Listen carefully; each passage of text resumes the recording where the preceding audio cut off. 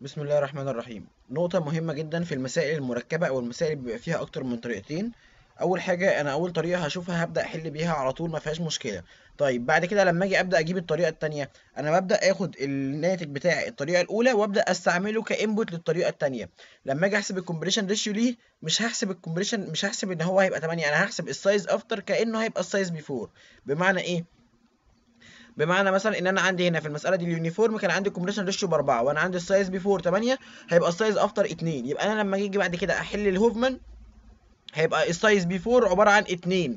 ليه 2؟ لان الاوتبوت بتاع الاوتبوت بتاع اليونيفورم كان ان السايز افتر بتاعه بيساوي 2. يبقى انا دلوقتي لما اجي اخد الاوتبوت دوت استعمله كانبوت، يبقى انا عندي هنا السايز بيفور بتاع الهوفمان هيبقى هو الاوتبوت بتاع اليونيفورم اللي هو كان السايز بتاعه 2. يبقى احنا هناخد بالنا كويس جدا ان المساله اللي هيكون فيها طريقتين، اول طريقه هحلها عادي جدا زي ما اتفقنا كان هي هحلها لوحدها.